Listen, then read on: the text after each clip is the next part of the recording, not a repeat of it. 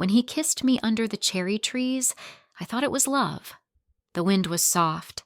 The flowers fell like snow. Max touched my face and said, "This is all I need." I closed my eyes and believed him. His words were sweet. His kiss was gentle. His smile looked true. I did not know that kiss was a lie. It felt like love, but it was not. That kiss was a trap. Max was not from France.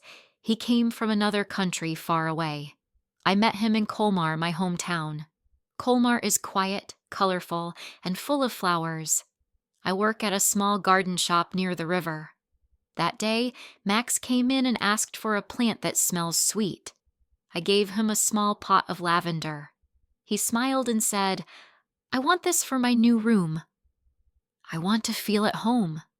His voice was soft. His eyes were warm. I smiled back. The next day, he came again. He asked about the town. He asked about trees, markets, and quiet places. He said, "I don't like big cities. I want a simple life." I told him where to go. He said he liked my voice. I laughed. He laughed too. I felt something. He came almost every day.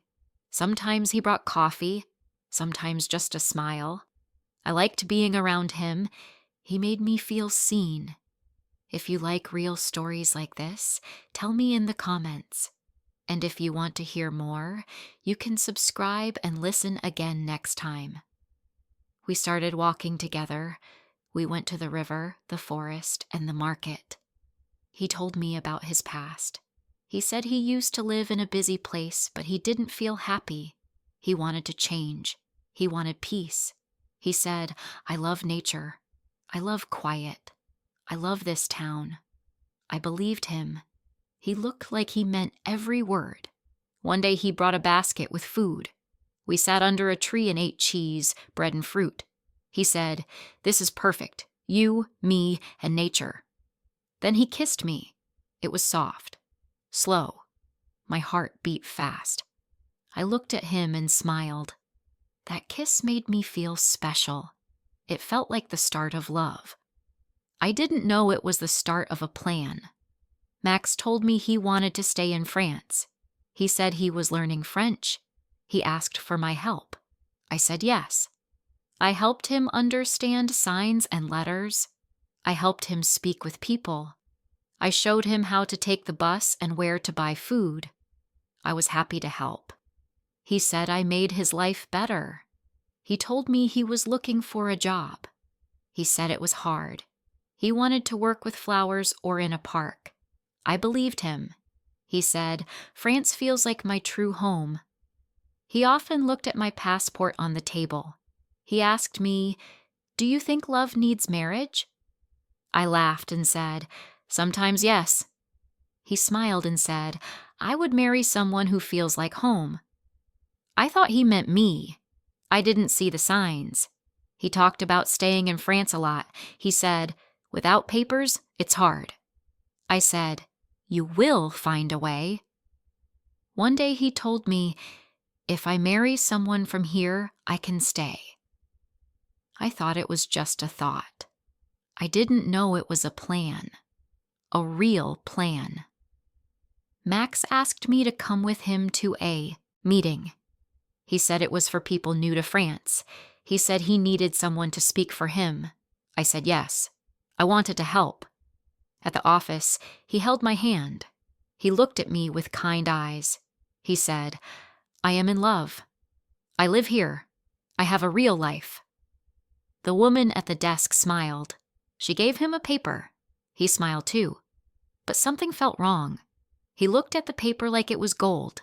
Not at me, not at my hand, just the paper. I felt cold inside. My heart did not feel full. It felt heavy. I started to ask myself, does he love me? Or just what I can give him?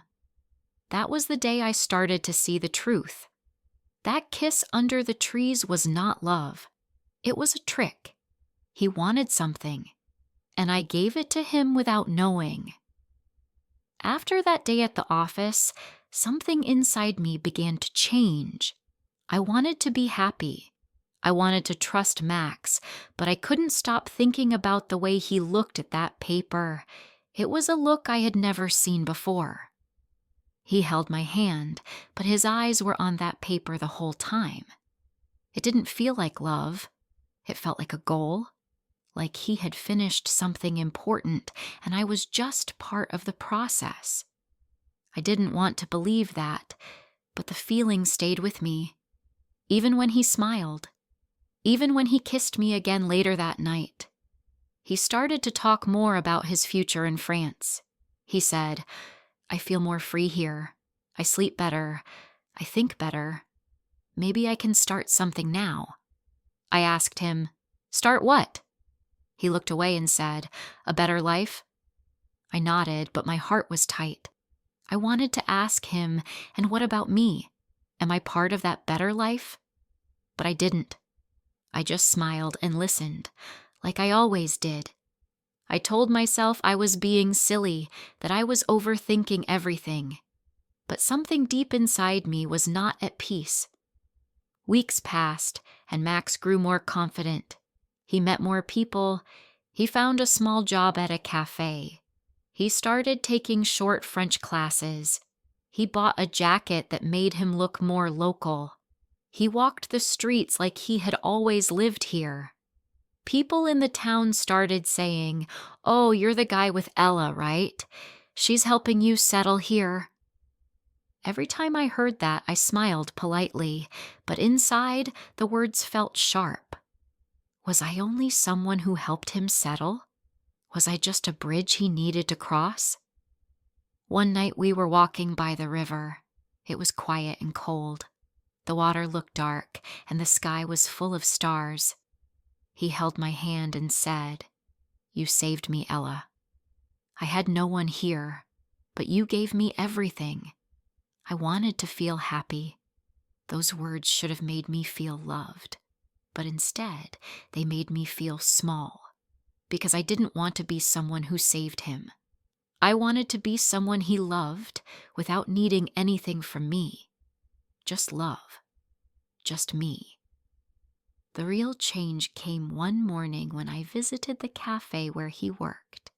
I just wanted to say hello, but when I walked in, I saw him at a table with another woman.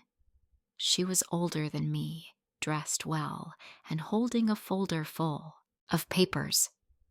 Max looked serious. He didn't see me at first. I stood there frozen, just watching. He leaned close to her and pointed at something in her folder. She nodded and wrote something down. It looked like a meeting, not a date, but something about it felt secret. I didn't go in. I walked away. That night, I didn't ask him about it. I wanted to, but I couldn't. I didn't want him to know I was watching. I wanted him to tell me on his own. But he didn't. He came home and kissed me like nothing had happened. He talked about his class, about his coffee job, about how he was tired. He didn't mention the woman or the folder or the talk at the cafe. That silence felt heavy, like a wall was now between us. I began to notice small things. His phone was always face down. He started locking it. He had more papers on his desk, but he always put them away quickly if I walked into the room.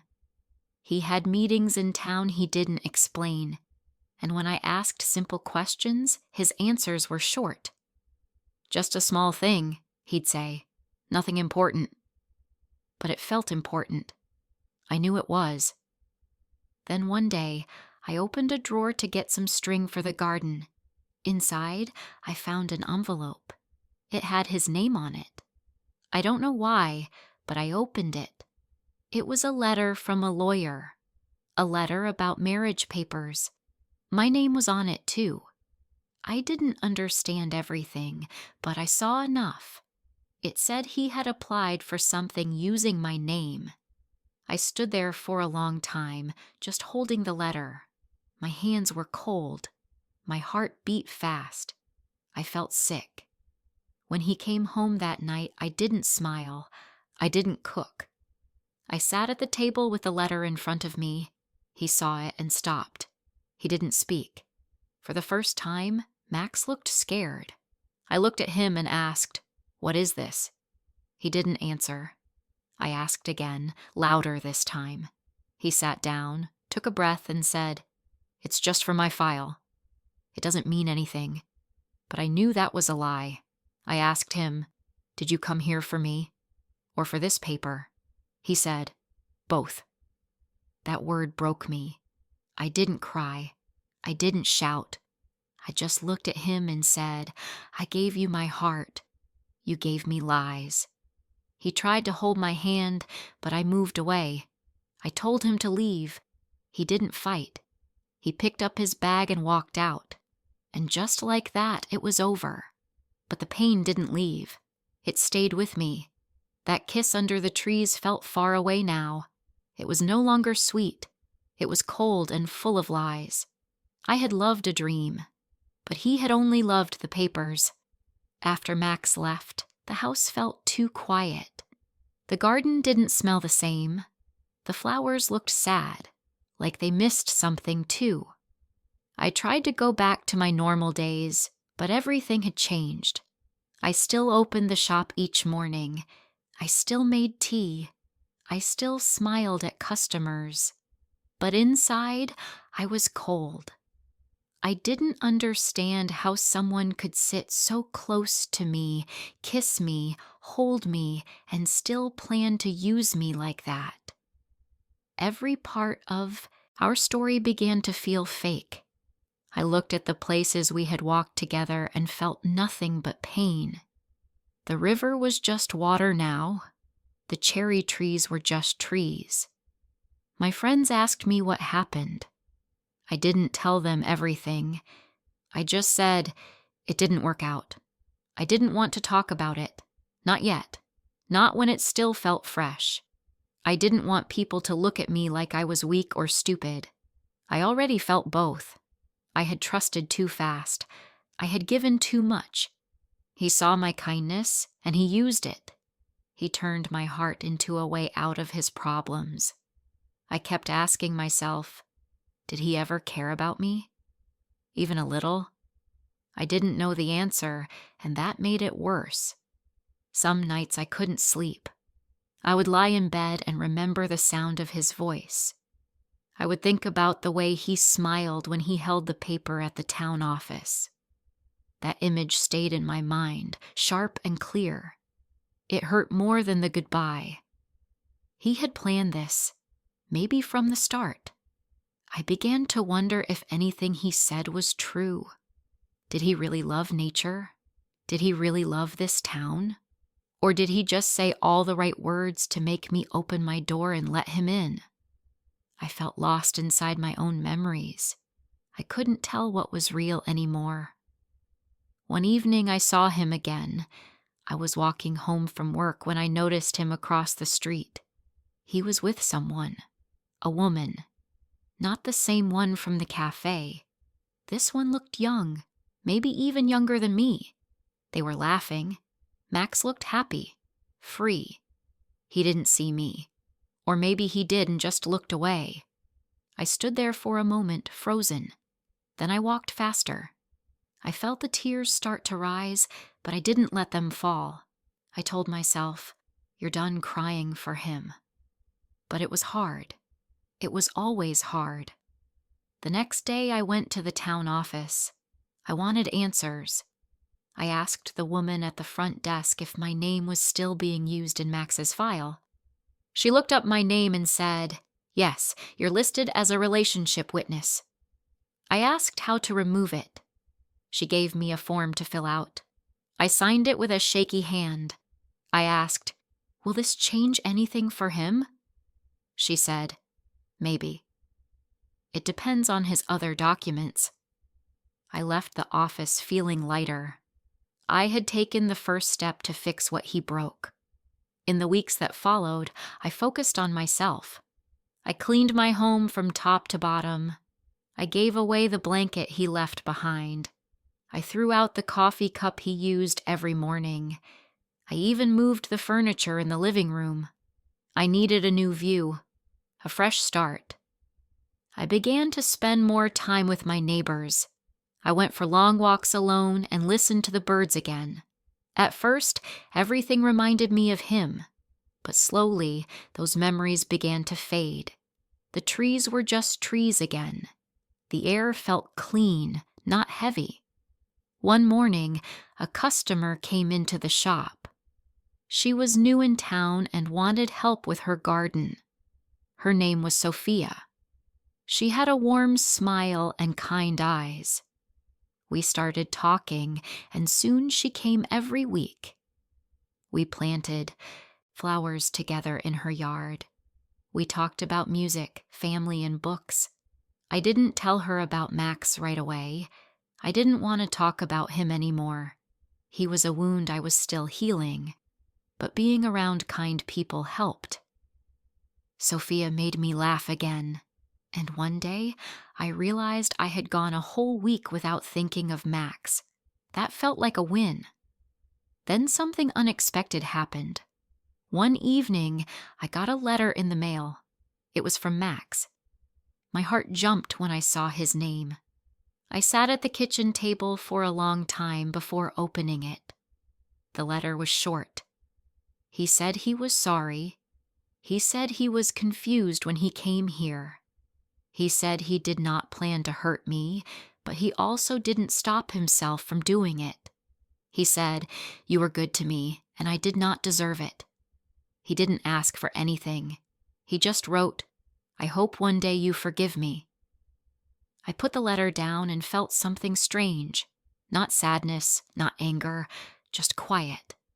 I didn't cry. I didn't smile. I just sat there. Maybe I would forgive him one day, but not because he asked, because I needed peace, because I didn't want to carry this weight forever. That night, I stood at my window and looked at the stars. I thought about the kiss under the cherry trees. It still hurt, but it was no longer a trap. It was just a memory, a chapter I had closed, and now I was ready for something new. Maybe not love, not yet, but something honest, something real. Time passed. The seasons changed. Spring turned into summer, and the town of Colmar became full of light again. The flowers bloomed, children played in the streets, and couples walked hand in hand near the river. I watched them sometimes from my garden shop window. Some days, their laughter made me smile. Other days, it reminded me of what I had lost. But even on those hard days, I could feel something changing inside me. I was no longer broken. I was learning to feel whole again, one quiet day at a time. I didn't see Max again. After his letter, he disappeared from my life. I didn't ask anyone about him. I didn't check social media or ask my friends in town. I didn't want to know if he stayed in France or left. I didn't want to know if he found another girl to help him. That story was finished.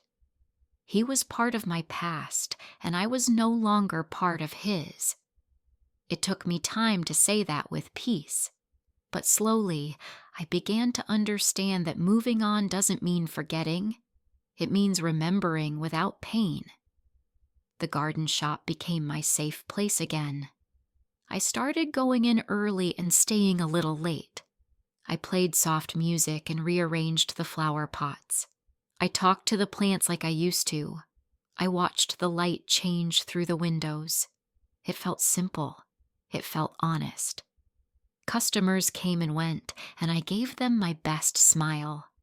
Some days were quiet, some were busy, but every day I felt proud. I had made something real with my own hands, something beautiful, something true. No one could take that from me. Sophia and I became close. She didn't ask about my past. She only talked about today and sometimes tomorrow. We went for walks on Sunday mornings and shared food on quiet nights. She liked to paint flowers. I liked to grow them. It was a small friendship, but it meant a lot to me. She once told me, "Your calm helps me breathe." I didn't know what to say, but I smiled, because she helped me breathe too. One afternoon, a man came into the shop. He was looking for a gift for his mother. He was tall, soft-spoken, and a little unsure of himself. I helped him choose a potted rose and wrapped it in brown paper. As I handed it to him, he said, "You seem like someone who really listens to plants." I laughed and said, "Maybe because I don't always trust people." He looked at me kindly and said, "Then the plants are lucky." I didn't think much of it. He left with a thank you, and the door closed behind him. But he came back a week later, and the week after that. He didn't talk much about himself. He asked questions about flowers, soil, water. His voice was quiet, and his eyes never moved too fast. He was not like Max. He didn't try to charm me. He didn't try to say the right thing. He just stood there, calm and simple, like a tree. After a while, I found myself waiting for his visits. I would see him walk down the street, and my heart would feel something soft again.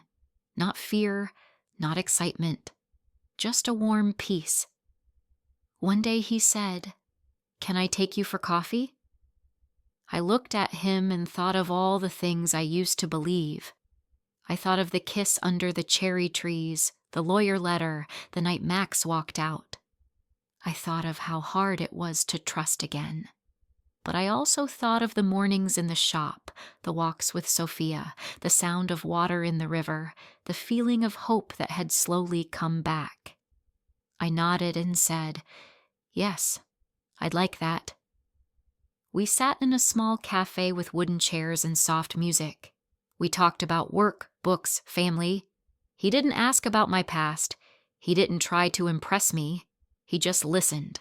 And for the first time in a long time, I felt heard. Not used, not watched, just seen. I didn't know what the future would bring, but for once, I wasn't afraid of it. After coffee, we walked past the cherry trees. They were full again, pink and lovely. He said, "This town feels like a painting." I said, "It does. But paintings don't always show the full truth." He nodded. We stopped and looked up at the blossoms. The wind blew gently. A few petals fell. I closed my eyes for a moment, then opened them. The past was behind me. The pain, the lies, the broken trust, they were part of my story, but they no longer held me. Sometimes life teaches you through hurt. Sometimes love shows up in disguise. But when you learn to listen to your own heart, when you stop rushing and start healing, the right things find you. Not perfect things, not fairy tales, but true things. And now, when I think about that kiss, the one that felt like love but was only a trap, I don't cry anymore. I remember. Then I smile, because I made it through. And now, I know better. I know myself. Thank you for listening to my story. If you are learning English, I hope it helped you. And if you are healing from something too, I hope you feel a little less alone.